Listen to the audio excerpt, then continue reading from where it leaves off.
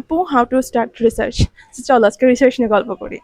So as a researcher আমি একজন একেবারেই বিগিনার রিসার্চার, কারণ আন্ডারগ্রাডে কেউই কখনো প্রপার রিসার্চার হতে পারে না। তো ফার্স্টলি আমি কি করছি, আমি একজন টিচারের সাথে কনসাল্ট করছি এবং সেই টিচারকে আমি পায়ে ধরে রিকোয়েস্ট করছি যে আমাকে একটু শিখায় দেয়, আমাকে একটু হেল্প করেন। তো ফার্স্ট সেমিস্টারে আমাদের একটা কোর্স ছিল যেটা রিসার্চের উপর ছিল, অ্যান্ড সেখান থেকে আমি বেসিক কিছু রিসার্চের মানে কারিকুলাম দেখি। আর এরপরে যখন আমি ম্যামকে বলি যে আমি এন্টারপ্রেনারশিপ করেছি এনতানিটি করে, ম্যামের সাথে কাজ করা শুরু করি। ম্যাম আমাকে যথেষ্ট হেল্প করে।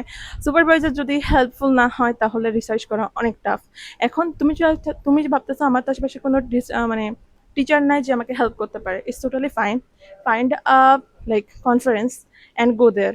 এখানে তুমি নেটওয়ার্কিং করতে পারবা অ্যান্ড তুমি একটা গ্রুপ বানাইতে পারবা and then together you can establish a research paper.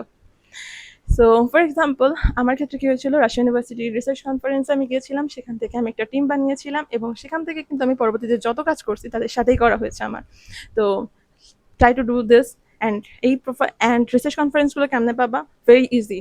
চ্যাটজিটিপি অথবা ক্লড অথবা জিমিনিআই, যার কাছে ইচ্ছা বলো যে আপকামিং 1 মাসের ভেতরে বাংলাদেশে কতগুলো রিসার্চ কনফারেন্স আছে, সে তোমাকে লিস্ট এবং টাইম সব কিছু দিয়ে দিবে। You just have to apply.